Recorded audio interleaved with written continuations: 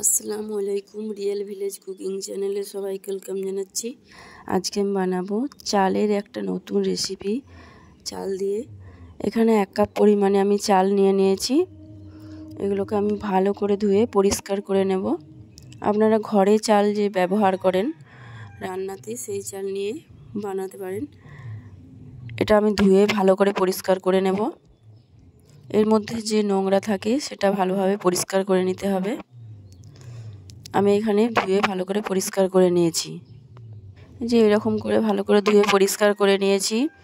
এবার এটা একটা শুকনো কাপড়ের মধ্যে আমি মেলে দেব, যেন চালটা একটু ঝরঝরে হয়ে যায়। এরকম একটা কাপড় নিয়েছি। এর মধ্যে আমি চালটা ঢেলে দিচ্ছি। চালটার মধ্যে যেন কোনো জলের ভাব না থাকে, একটু ঝরঝরে টাইপের করে নিতে হবে। আমি চালটাকে মেলে দিচ্ছি। এরকম করে মেলে দিতে হবে। 5 মিনিটের জন্য মেলে দিলে ভালোভাবে ঝরঝরে হয়ে যাবে।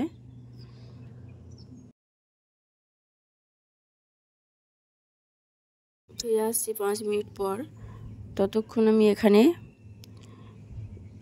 এখানে গুঁড়ো দুধ এবং দুধ দিয়ে মা বানিয়ে নেব। দিয়ে দিচ্ছি 1 প্যাকেট গুঁড়ো দুধ।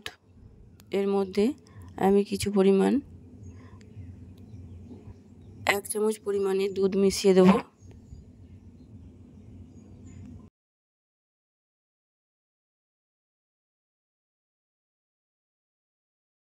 এক থেকে 2 চামচ পরিমাণে আমি দুধ মিশিয়ে দিলাম। এটাকে আমি ভালোভাবে গুলে নেব। ঠান্ডা অবস্থায় গুলতে হবে, হালকা কুসুম গরম, ওইভাবে গুলে নিতে হবে।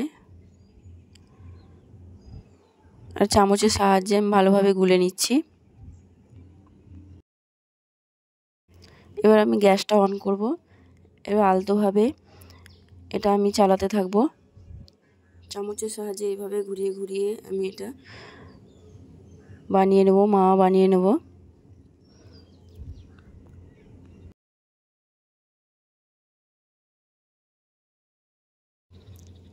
এটা যতক্ষণ না মাওয়ার আকার আসছে ততক্ষণ এইভাবে চামচের সাহায্যে আমি নাড়াচাড়া করে নেব।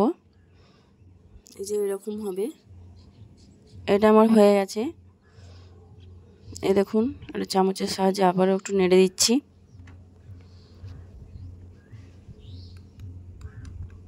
এবার আমি যে চালটা শুকনো করে রেখেছি সেটা আমি তুলে নেব।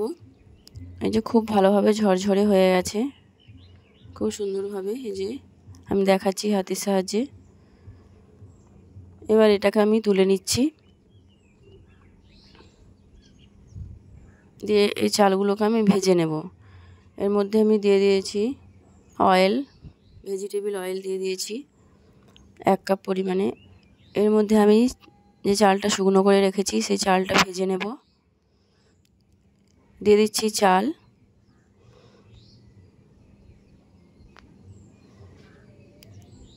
চালটা দিয়ে আমি লো ফ্লেমে ভেজে নেব।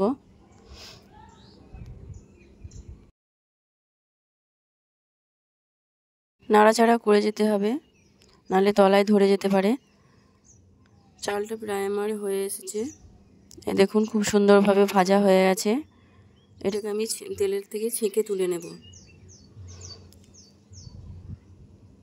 তেল থেকে ছেঁকে তুলে নিচ্ছি। এবার এই কড়াইয়ের মধ্যে আমি কিছু কাজু ভেজে নেব। আমি কাজুগুলো ভালো করে নাড়াচাড়া করে ভেজে নিচ্ছি।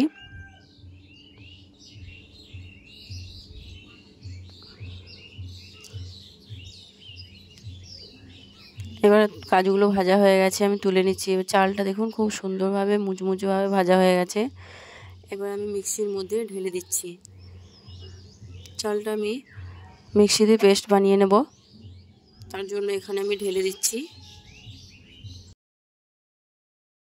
সব চালটাই দিয়ে দিলাম। এবার এর মধ্যে যে কাজুটা ভেজে রেখেছি কাজুটাও দিয়ে দিচ্ছি। কাজুগুলো দিয়ে আমি এটা পেস্ট বানিয়ে নিচ্ছি। খুব ভালোভাবে গুঁড়ো করে নিতে হবে। এই যে এরকম হয়ে গেছে, গুঁড়ো করা হয়ে গেছে। এরকমভাবে একটা পাত্রে ঢেলে নিচ্ছি। পাত্রের মধ্যে ঢেলে নিয়েছি। এবার এর মধ্যে আমি যে মাওয়াটা বানিয়ে রেখেছিলাম গুঁড়ো দুধের সেটা দিয়ে দিচ্ছি।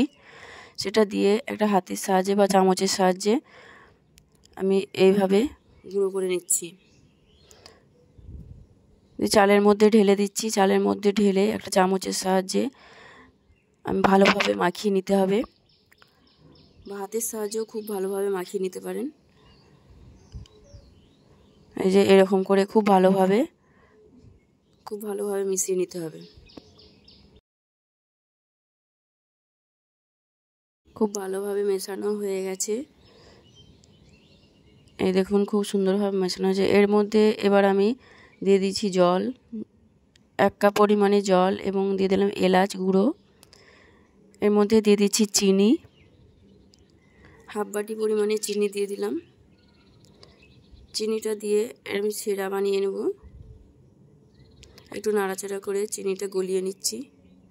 দিয়ে দিচ্ছি সামান্য পরিমাণে ফুড কালার। দিয়ে এটা আমি কিছুক্ষণ নাড়াচাড়া করে নেব চিনিটা গলা পর্যন্ত। চিনিটা খুব ভালোভাবে গলে গেছে। এবার আমি যে চালের মিশ্রণটা করে রেখেছিলাম সেটা দিয়ে দিচ্ছি। এখানে আমি বানাচ্ছি চালের হালুয়া রেসিপি, একটা টেস্টি মজাদার রেসিপি।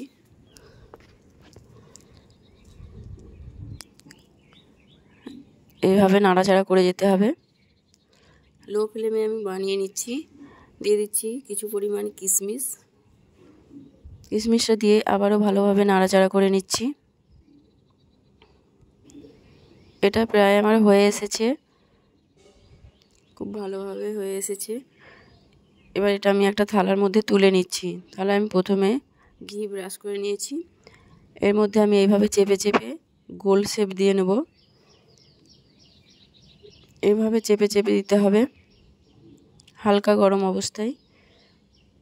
এবারে আমি এর শেপ দিয়ে নেব, একটা ছুরির সাহায্যে শেপ দিয়ে নিচ্ছি। যে এরকম করে শেপ দিয়ে নিতে হবে। খুবই টেস্টি একটা রেসিপি। আমি একটা প্লেটের মধ্যে সার্ভ করে নিচ্ছি। বাচ্চা বড় সকলেই খেতে পছন্দ করবে। আপনারা বাড়িতে অবশ্যই বানাবেন। ভালো লাগলে চ্যানেলটা সাবস্ক্রাইব করবেন নতুন নতুন রেসিপি পাওয়ার জন্য। বাড়িতে কোনো গেস্ট এলে আপনারা এইভাবে বানাবেন, খেতে খুবই ভালো লাগবে। বাচ্চারাও এটা পছন্দ করবে। চাল দিয়ে এই রেসিপি এর আগে আপনারা কখনো হয়তো বানাননি, কিন্তু এইভাবে বানিয়ে দেখবেন, খুবই ভালো লাগবে।